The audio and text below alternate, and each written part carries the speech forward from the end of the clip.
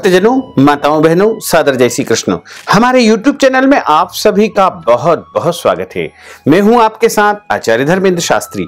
आज हम आपको सोमवती अमावस्या की दिव्य और प्राचीन कथा सुनाने जा रहे हैं। इस कथा को अंत तक जरूर सुनिएगा और अधिक से अधिक लोगों को शेयर भी करिएगा। वैसे तो अमावस्या प्रत्येक महीने में एक बार आती है, यानी पूरे वर्ष में 12 अमावस्या आती है, लेकिन वार के अनुसार जो अमावस्या होती है उसके अलग अलग परिणाम प्राप्त होते हैं। जैसे शनिवार को आने वाली अमावस्या को शनिश्चरी अमावस्या या शनि अमावस्या के नाम से जाना जाता है। वहीं सोमवार को आने वाली अमावस्या को सोमवती अमावस्या के नाम से जाना जाता है और मंगलवार को आने वाली अमावस्या को भौमवती अमावस्या के नाम से जाना जाता है। सोमवार के दिन जो अमावस्या आती है उसका सबसे खास फल प्राप्त होता है, क्योंकि महाभारत काल में भी सोमवती अमावस्या की बड़ी बेसब्री से प्रतीक्षा रहती थी, क्योंकि सोमवती अमावस्या विशेष पुण्यदायिनी होती है। सोमवार के दिन जो अमावस्या आती है वह सोमवती अमावस्या कहलाती है। इस बार सोमवती अमावस्या का जो महापर्व है वो 12 अप्रैल 2021 सोमवार के दिन है और अमावस्या तिथि का जो प्रारंभ होगा वो 11 अप्रैल को सुबह 5:50 से अमावस्या तिथि प्रारंभ हो जाएगी, जो कि 12 अप्रैल को सुबह 8 बजे तक अमावस्या तिथि रहेगी। सूर्योदय व्यापिनी तथा स्नान दान पुण्य व्यापिनी जो अमावस्या है वो 12 अप्रैल को रहेगी। वैसे तो जो पितृ कर्म में मध्याह्न व्यापिनी अमावस्या ली जाती है, तो यदि आप प्रत्येक अमावस्या का पितृ कर्म करते हैं तो आपको 11 अप्रैल 2021 रविवार के दिन अमावस्या का पर्व मनाना चाहिए। और यदि आप सोमवती अमावस्या का पुण्य प्राप्त करना चाहते हैं तो आपको 12 अप्रैल 2021 सोमवार के दिन ही सोमवती अमावस्या का महापर्व मानना चाहिए। क्योंकि इस दिन सूर्योदय व्यापिनी अमावस्या है, इसलिए स्नान दान और पुण्य कर्म के लिए सोमवती अमावस्या इसी दिन मानी जाएगी। यदि आप सोमवती अमावस्या का व्रत करना चाहते हैं तो आपको 12 अप्रैल 2021 के दिन ही सोमवती अमावस्या का व्रत करना चाहिए तथा इस दिन तुलसी जी के और पीपल की 108 परिक्रमा करना चाहिए और 108 वस्तुओं का दान इस दिन किया जाता है। सौभाग्यवती माताओं बहनों को सौभाग्य की वस्तुएं दान की जाती है। इसके अलावा ब्राह्मणों को भोजन करवाया जाता है तथा ब्राह्मण को वस्त्र दान, अन्न दान, गोदान, भूमि दान, स्वर्ण दान और अनेक प्रकार के दान पुण्य इस दिन किए जाते हैं। सोमवती अमावस्या के दिन जो मनुष्य तीर्थ जल से स्नान करता है तथा ब्राह्मण को दान पुण्य करता है उसे अनंत गुना अक्षय गुना पुण्य फल की प्राप्ति होती है तथा उसके जन्म जन्मांतर के पाप दोष पीड़ाएं नष्ट हो जाती है और इस जन्म में सभी प्रकार के सांसारिक सुखों की प्राप्ति होती है। साथ ही यदि आप अपने पितरों को प्रसन्न करना चाहते हैं और अपने जीवन के समस्त कष्टों और संकटों का निवारण करना चाहते हैं, आपके परिवार के समस्त पितृ दोषों का शमन यदि आप करना चाहते हैं तो आपको अमावस्या के दिन प्रातःकाल जल्दी उठना है, यानी 12 अप्रैल 2021 सोमवार के दिन ब्रह्म मुहूर्त में सुबह 4:30 से लेकर के 5:30 के बीच में आपको उठ जाना चाहिए तथा उसके बाद आपको नित्य कर्म से निवृत्त होकर के पवित्र जल से स्नान करना चाहिए। यदि संभव हो तो गंगा जी में जाकर, श्री यमुना जी में जाकर, श्री नर्मदा जी में जाकर या कोई भी पवित्र नदी में जाकर के स्नान करें। यदि आप पवित्र तीर्थ में नहीं जा सकते हैं तो आप अपने घर में नहाने की बाल्टी में पवित्र जल, तीर्थ जल डाल करके स्नान करें।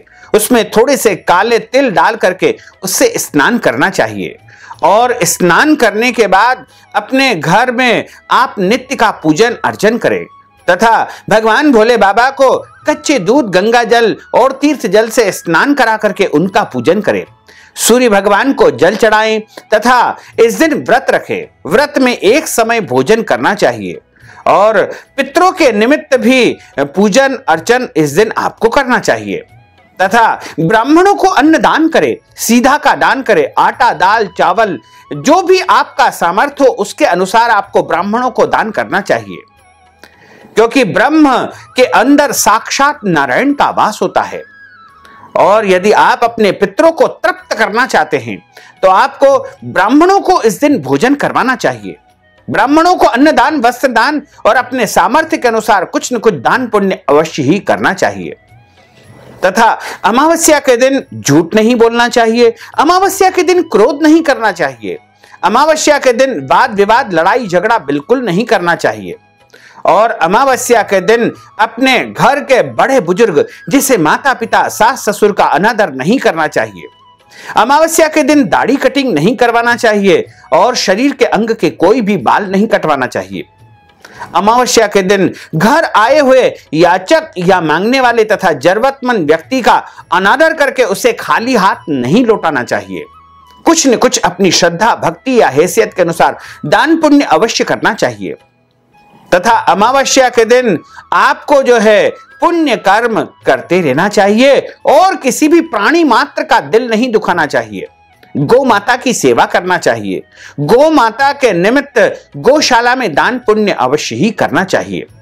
और अमावस्या के दिन गरीबों को, जरूरतमंद लोगों को भी भोजन करवाना चाहिए और उनको भी वस्त्र दान आपको करना चाहिए। इसके अलावा अमावस्या के दिन ब्रह्मचर्य व्रत का पालन करना चाहिए और अमावस्या के दिन पितरों के निमित्त जलांजलि देना चाहिए और पितरों के निमित्त तर्पण करना चाहिए। पितरों के निमित्त धूप ध्यान आदि कर्म भी करना चाहिए। अमावस्या जो कि सोमवार को आ रही है, इसलिए सोमवती अमावस्या का महान पर्व है। और सोमवती अमावस्या का जो दिन होता है, सोमवार का दिन बाबा भोलेनाथ का दिन होता है तथा अमावस्या तिथि जो कि पितरों की परम प्रिय तिथि होती है। इसलिए सोमवती अमावस्या को आपको जल में जो है काले तिल और कुशा डाल करके उस जल से भोले बाबा का अभिषेक करना चाहिए। ओम नमः शिवाय इस महामंत्र का जाप करते हुए भोले बाबा का यदि आप अभिषेक करेंगे और पितृदोष शांति के उपाय करेंगे तो निश्चय ही आपके पितरों को परम शांति प्राप्त हो सकती है। इसके अलावा अमावस्या के दिन बिना नमक की रोटी तैयार करके और अग्नि जला करके, यानी कंडे की अग्नि जला करके बिना नमक की रोटी में गुड़ घी मिला करके आपको 5 आहुति देना चाहिए और उस अग्नि के आसपास जल घुमाना चाहिए। इस प्रकार से यदि आप धूप लगाएंगे तो आपको पितरों को परम शांति प्राप्त होगी तथा आपके जन्म जन्मांतर के पितृ दोष समाप्त हो जाएंगे।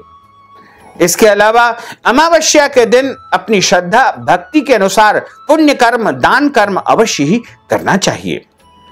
और अमावस्या की जो है कथा भी ब्राह्मण के मुखार विंद से सुनना चाहिए, क्योंकि ब्रह्म वाक्य जनार्दन, ब्राह्मण के मुख से साक्षात नारायण बोलते हैं।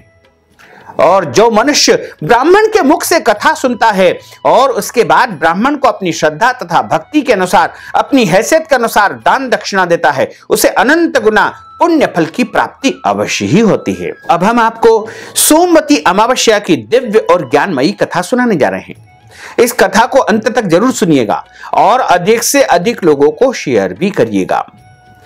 बोलिए श्री लक्ष्मी नारायण भगवान की जय, श्री वृंदावन बिहारी लाल की जय, गोपाल कृष्ण भगवान की जय।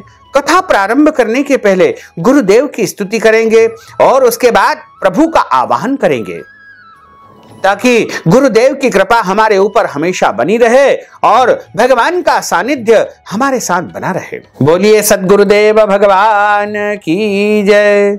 गुरुर् ब्रह्मा गुरुर्विष्णु गुरुर्देवो महेश्वरा, गुरुः साक्षात् परब्रह्म तस्मै श्री गुरुवे नमः। श्री अखंड मंडलाकारं व्याप्तं येन चराचरं तत्पदं दर्शितं येन तस्मै श्री गुरुवे नमः। कृष्णाय वासुदेवाय हरये परमात्मने प्रणतः क्लेशनाशाय गोविंदाय नमो नमः।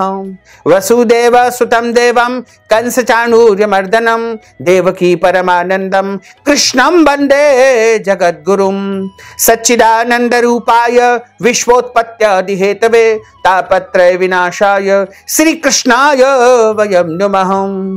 करारविंदेन पदारविंदम मुखारविंदेन विनिवेशयन्तिम वटस्य पत्रस्य पुटेशियानं बालं मुकुन्दं मनसा स्मरामि। वरः पीडं नटवरवपुः कर्णयोः कर्णिकारं बिभ्रद्वास कनककपीशं वेजयन्तीं च बालां।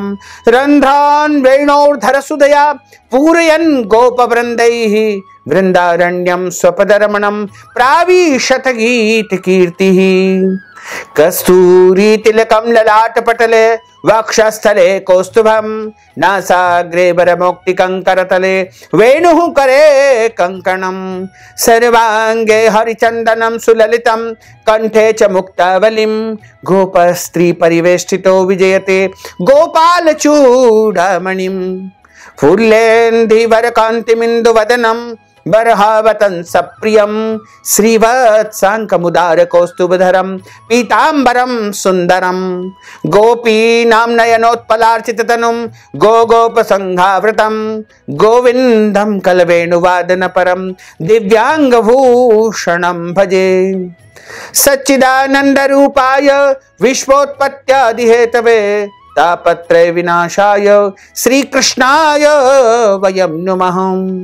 जय जय श्री राधा रमण, जय जय नवल किशोर, जय गोपी चित चोर प्रभु, जय जय माखन चोर। मात मेरी श्री राधिका, पिता मेरे घनश्याम, इन दोनों के चरणन में मेरा बारंबार प्रणाम, मेरा बारंबार प्रणाम, मेरा बारंबार प्रणाम। मोहिनी मूरत श्याम की वो मन रही समाय, जो मेहंदी के पात में लाली रही समाय। धन यौवन एक दिन उड़ जाएंगे जैसे उड़े कपूर, मन मूरख तू राम भज क्यों चाटे जगधूर, क्यों चाटे जगधूर। राम कृष्ण दो एक है अंतर नहीं निमेष, इनके नयन गभीर है उनके चपल विशेष।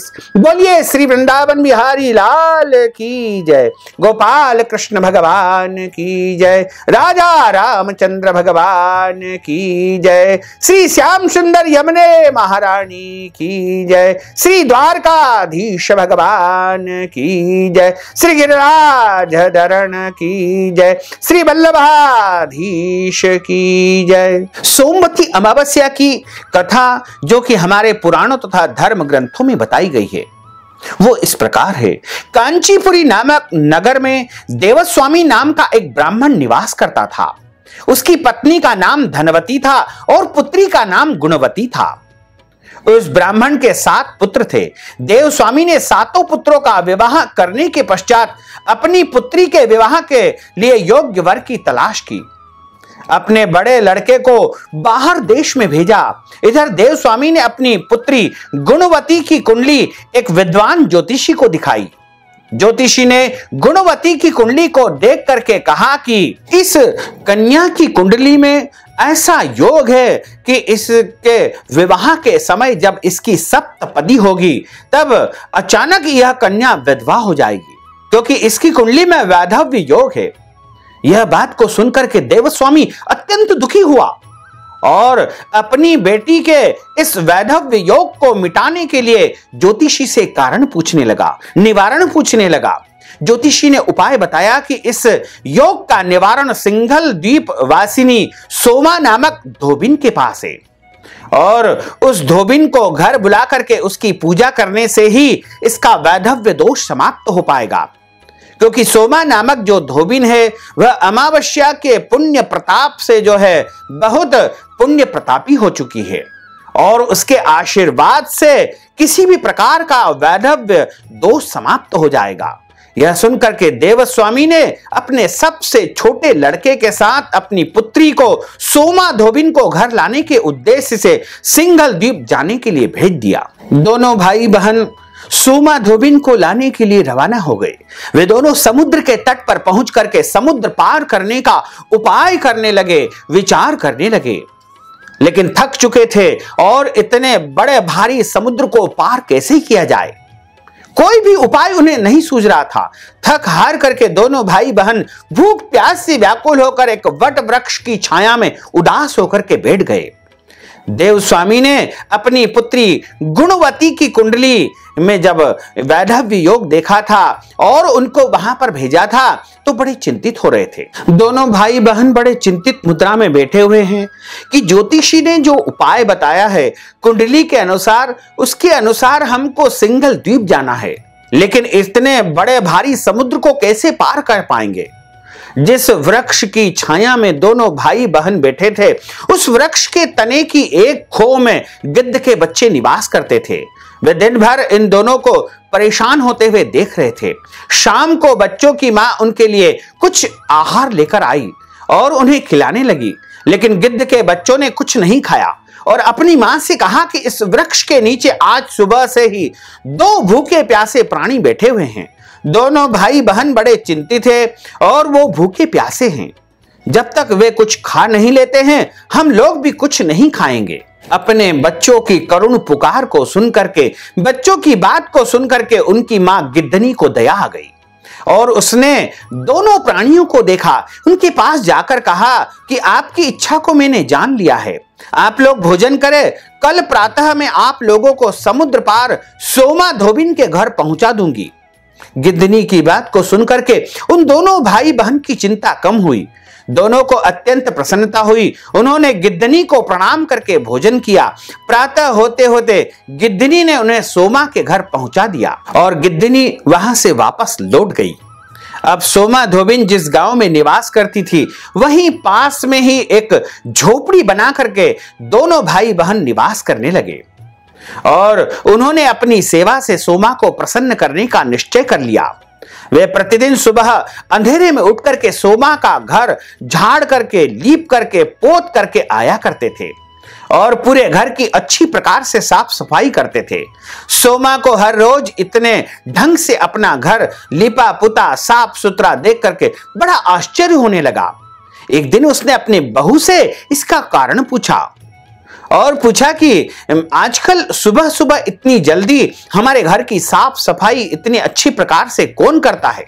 उसकी बहुओं ने बताया कि हम लोगों के अलावा और कौन यह काम करने अपने घर में आया करता है। परंतु सोमा धोबिन को अपनी बहुओं की बात पर विश्वास नहीं हुआ और उसने एक दिन पूरी रात जाग करके घर की साफ सफाई का सारा रहस्य जान लिया। यह जानकर उसे बड़ा आश्चर्य हुआ, दुख हुआ कि उसके घर की साफ सफाई एक ब्राह्मण कन्या और उसका भाई करता है। उनसे इस तरह सेवा करने का कारण पूछा। भाई ने सोमा को सारी बात बताई, जिसे सुनकर के सोमा ने कहा कि आज से तुम लोग यह काम करना छोड़ दो। मैं तुम लोगों की साधना और सेवा से अत्यंत प्रसन्न हूं और विवश हूं। अब तुम्हारी सेवा किए बिना मुझे विश्राम नहीं मिल पाएगा। सोमा उनके आग्रह पर दोनों के साथ चलने के लिए तैयार हो गई।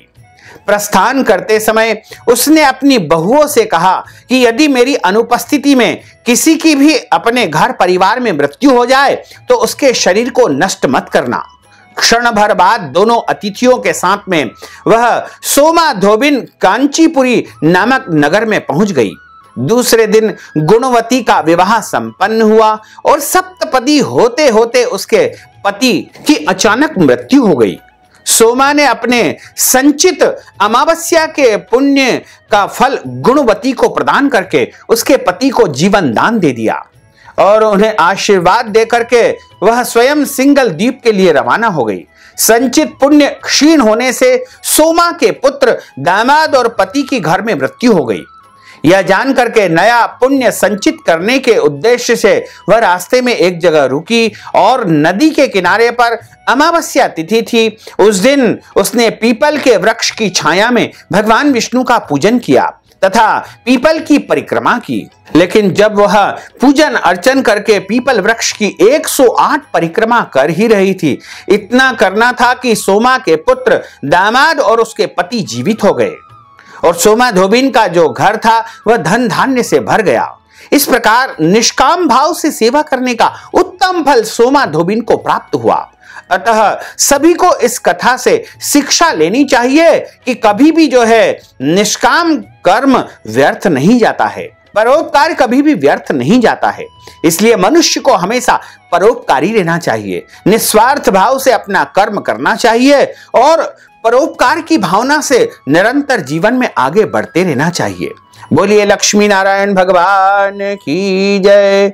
अच्युतम केशवम राम नारायणम कृष्ण दामोदरम वासुदेवम हरे श्रीधरम माधवम गोपिका वल्लभम श्री जानकी नायकम श्री रामचंद्रम भजे जानकी मनोहरम सर्वलोक नायकम श्री शंकरादि सेवितम पुण्य नाम कीर्तनम श्री राम राम राम राम राम नाम तायकम राम कृष्ण वासुदेवा भक्ति मुक्तिदायकम राम कृष्ण वासुदेवा भक्ति मुक्तिदायकम राम कृष्ण वासुदेवा भक्ति मुक्तिदायकम राम कृष्ण वासुदेवा भक्ति मुक्तिदायकम राम कृष्ण वासुदेवा भक्ति मुक्तिदायकम। बोलिए श्री वृंदावन बिहारी लाल की जय, गोपाल कृष्ण भगवान की जय, श्री लक्ष्मी नारायण भगवान की जय, श्री श्याम सुंदर यमुने महारानी की जय, राजा रामचंद्र भगवान की जय, श्री गिरिराज धरण की जय, श्री यमुने महारानी की जय,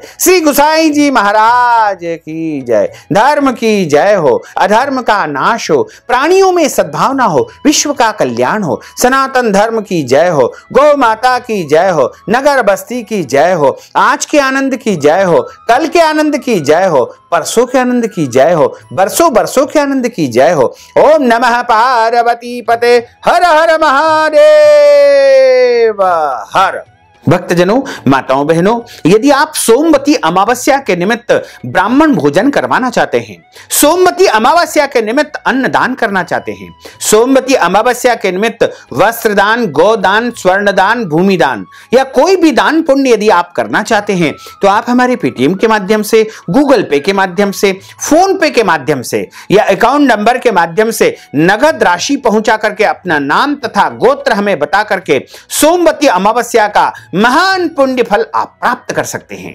साथ ही आपसे अनुरोध है कि इस ज्ञानवर्धक वीडियो को अधिक से अधिक लोगों को शेयर करिएगा, लाइक करिएगा, कमेंट करिएगा और यदि अभी तक आपने सब्सक्राइब नहीं किया तो अभी और इसी समय सब्सक्राइब अवश्य कर लीजिए। आपको और आपके पूरे परिवार को सादर जय श्री कृष्ण, सादर धन्यवाद।